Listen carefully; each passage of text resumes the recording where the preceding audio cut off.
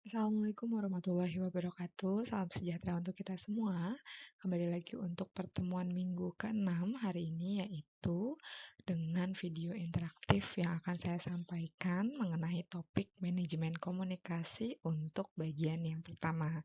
Karena untuk materi manajemen komunikasi ini sifatnya sangat kompleks ya, atau bisa berkelanjutan. Jadi sepertinya nggak tuntas kalau dalam satu pertemuan saja. Oke, kita masuk ke pendahuluan. Seperti yang kita tahu, manajemen dan public relation adalah dua bidang ilmu yang berkembang secara terpisah memang ya.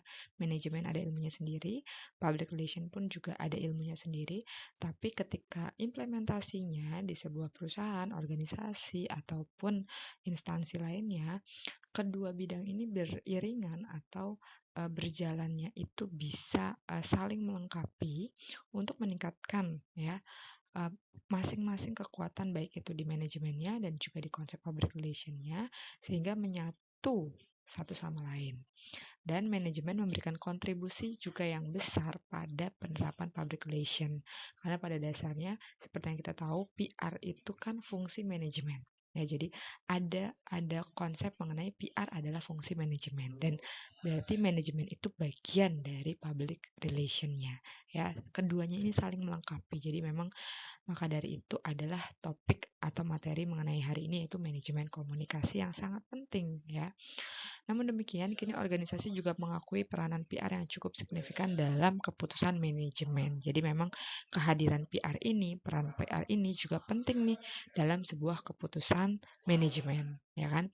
Bahkan manajer public relation melaporkan atau berhubungan langsung dengan top manajemen. Jadi ada beberapa struktur organisasi yang idealnya itu memang public relation ini ditempatkan di leher kalau kita bisa bilang, karena kenapa dengan adanya public relation itu di struktur ada di leher organisasi atau sebuah manajemen, maka public relation bisa langsung berkomunikasi dengan top manajemennya tanpa harus ada birokrasi di atasnya seperti itu ya.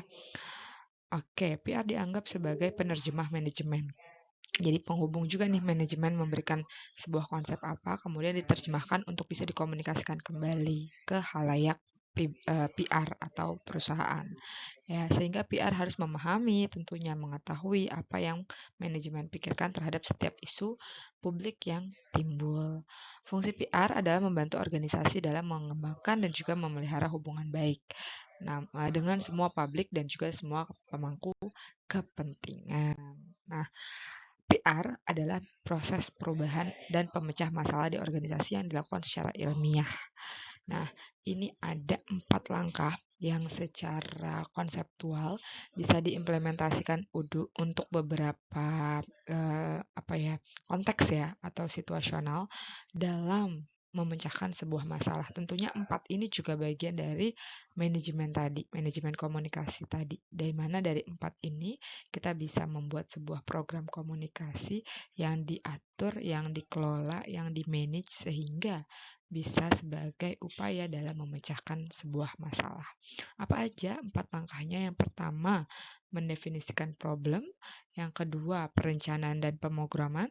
Yang ketiga, mengambil tindakan dan berkomunikasi. Yang keempat, mengevaluasi program. Jadi ini 4 langkah yang cukup populer kalau di ranah atau di mahasiswa PR tuh 4 langkah ini tuh bisa sampai nanti kalian bawa konsepnya ketika mau mengerjakan study case tertentu atau menyusun program komunikasi tertentu, menyusun kegiatan sampai ya mungkin nanti kalian research dan mau meneliti sebuah program komunikasi di perusahaan, maka menganalisisnya dengan 4 langkah ini juga bisa diterapkan gitu ya. Jadi konsep ini diperkenalkan memang sengaja di awal ya, di level semester awal karena ini memang bisa berguna di level-level berikutnya atau di semester berikutnya. Jadi catat nih, ini penting banget 4 langkah pemecahan masalah ya. Atau teman-teman mungkin bisa lihat modelnya, dia modelnya circular ya. Jadi saling keterhubungan. Dari yang pertama ini ada di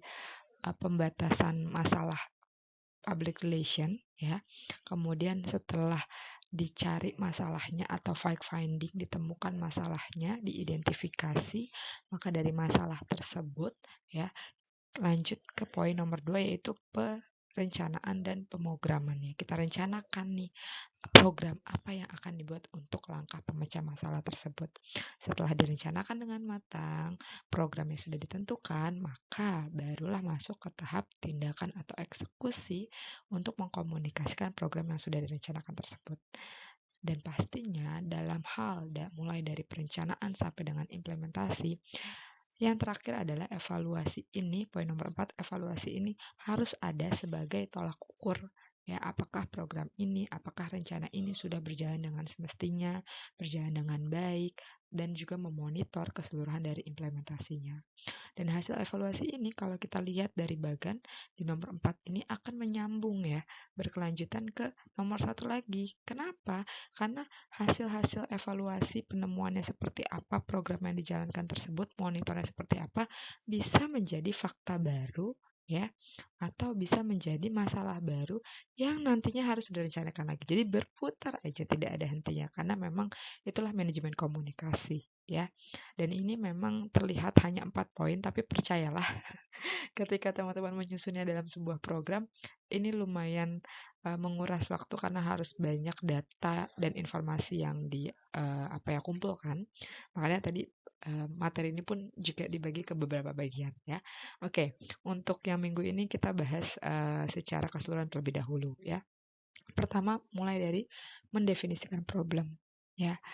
Apa saja yang dimulai dari tahap awal, yaitu mendefinisikan problem. Yang pertama ya, melakukan penilaian tentang adanya sesuatu yang salah. Ya, tadi mengidentifikasi ada isu apa sih ya.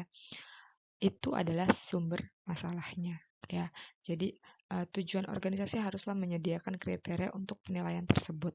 Ya, jadi ada penilaian bahwa oh ini udah masuk menjadi sebuah masalah ya, atau ini ada sesuatu hal yang salah. Seperti itu. Pencarian data ini bisa dimulai dari mana ya? Mulai dari riset di lapangan, data-data laporan, ataupun monitoring media, itu bisa menjadi modal awal bagaimana kita mendefinisikan sebuah masalah, ya kan? Nah, beberapa poin-poin pertanyaan yang bisa membantu untuk menyatakan permasalahan. Yang pertama, apa sumber masalahnya? Di mana masalah tersebut? Kapan menjadi masalahnya? Siapa yang terlibat? Ya kan? Dan bagaimana mereka terlibat atau berpengaruh? Selanjutnya juga ada mengapa menjadi perhatian organisasi dan publik. Ini yang bisa dipancing dari poin-poin pertanyaan ini sehingga kita tahu masalahnya apa, ya kan?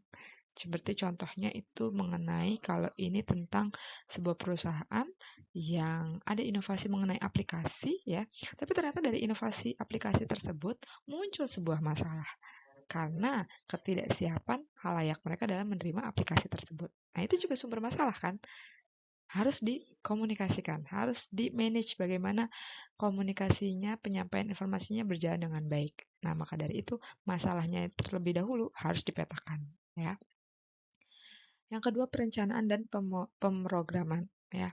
Pertama kita harus cari dulu tujuan programnya apa, solusinya tuh yang mau diraih itu seperti apa. Kemudian penetapan mengenai target atau halayak sasarannya. Ini harus spesifik ya. Nggak cuma general masyarakat Indonesia, tapi secara spesifik usia, gender, domisili, karena beda kaum urban atau kaum pedesaan dengan perkotaan, kaum daerah terpencil, terluar, ataupun di tengah kota, itu beda karakteristiknya. Maka target halayak ini harus spesifik. Kemudian juga mengenai sasaran apa yang harus dicapai, ya. Kemudian yang ketiga, setelah kita tadi sudah tahu masalahnya, kita udah rencanain program-programnya, barulah kita mulai jalan untuk mengambil tindakan ya atau implementasi dari program tersebut. Ya, jadi kita tentukan misalnya strategi apa yang mau kita buat ya di tindakan tersebut. Jadi gimana nih cara pesan ini dikomunikasikan lewat media apa ya, bentuk apa, atau melibatkan tadi kalau yang sudah direncanakan, oh kita melibatkan tokoh-tokoh, ya sudah implementasinya timelinenya berjalannya seperti apa. Nah, seperti itu. Itu mengambil tindakan dan berkomunikasi. Ya. Kemudian setelah itu ada evaluasi program.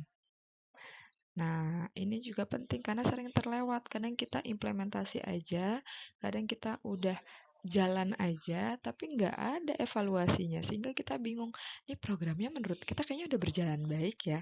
Ya, tapi kita nggak tahu, ternyata di sisi-sisi lain masih ada yang harus dimaksimalkan, harus diperbaiki. Itulah fungsinya dari evaluasi. Ya. Jadi, proses manajemen PR selalu diawali dari mengumpulkan fakta dan diakhiri pula juga dengan pengumpulan fakta. Maksudnya pengumpulan fakta apa?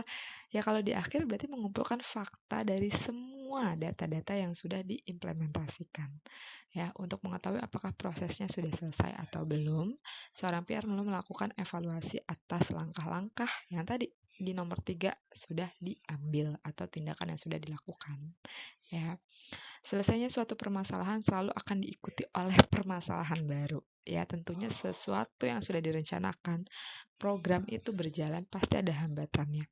Pasti ada masalah-masalah lain yang baru muncul ketika implementasi program. Nah, itu masuk tuh ke poin evaluasi. Ya, jadi maka tahap berikutnya akan melibatkan pengukuran atas hasil tindakan di masa lalu.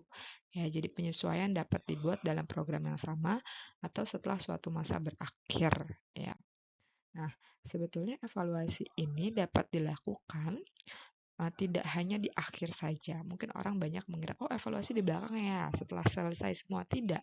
Tapi evaluasi itu kalau di sini kita coba lihat ya, ada level pertama, evaluasi dilakukan saat persiapan terlebih dahulu. Seperti apa evaluasinya? Informasi yang sudah dikumpulkan cukup nggak sebagai latar belakang untuk mendesain sebuah program komunikasi? Oh, kita mau bikin program misalnya. Program komunikasi untuk misalnya kalau tadi masalahnya ada inovasi sebuah aplikasi, tapi ternyata muncul masalah baru bahwa orang tidak aware terkait aplikasi tersebut, penggunaan tersebut, maka kita harus tahu dulu nih, orang nggak aware sama aplikasi tersebut di mananya, kesulitan mereka di mananya. Di bahasa aplikasinya kah yang nggak dipahami? Di menunya kah yang susah? Atau siapa yang nggak paham? Jangan-jangan yang nggak paham cuma umur 40-an ke atas. Atau ternyata yang nggak paham semuanya dari 20-an. Maka itulah yang disebut kecukupan informasi. Ya. Atau ternyata mereka nggak paham aplikasinya karena downloadnya aja susah gitu.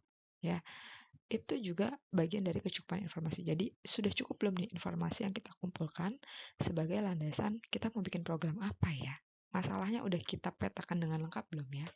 Ya, itu mengenai evaluasi di tahap persiapan.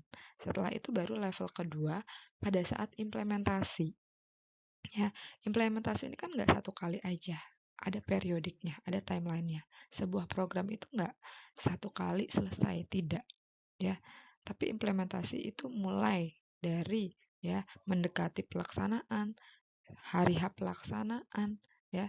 Itu pasti banyak monitoring terkait poin-poin yang diimplementasikan dan itu masuk ke level kedua. Setelah itu level ketiga yaitu evaluasi dilakukan pasca program. Jadi sudah selesai programnya, maka kita lakukan evaluasi akhir ya untuk memperoleh dampak program. Jadi misalnya jumlah orang yang memahami isi pesan. Jadi berubah nggak sih yang tadinya banyak yang nggak ngerti di akhir jadi berapa nih yang ngerti? Kita lakukan lagi nih jajak pendapat atau surveinya. Berubah nggak sih kita sikap orang-orang yang dulunya mungkin kontra terhadap perusahaan kita jadi pro, jadi mendukung. Nah itu juga ada ya. Atau misalnya ada perubahan nggak sesuai dengan harapan yang dimiliki perusahaan. Perubahan misalnya harapan orang-orang jadi mau download aplikasi tersebut. Nah, dan lain sebagainya. Itu poin-poin dari evaluasi akhir ya. Jadi pada kesimpulannya, evaluasi program yang berguna membutuhkan perencanaan dari awal hingga akhir proses perencanaan program yang efektif. Dan evaluasi program efektif adalah dua hal yang tidak dapat dipisahkan. Ya, jadi memang kerjanya itu benar-benar dari awal sampai akhir. Nggak bisa tiba-tiba kita mengimplementasikan. Nggak bisa kita tiba-tiba mengambil tindakan tanpa sebuah perencanaan. Nggak bisa kita bertindak tanpa ada pencarian data terlebih dahulu. Ya, sama aja itu kayak kita maju tanpa senjata. Ya, jadi manajemen komunikasi ini poinnya banyak dan satu persatu harus sangat-sangat dipersiapkan dengan matang. Seperti itu yang dapat saya sampaikan untuk materi pertemuan hari ini. Semoga bermanfaat. Sampai jumpa. Wassalamualaikum warahmatullahi wabarakatuh.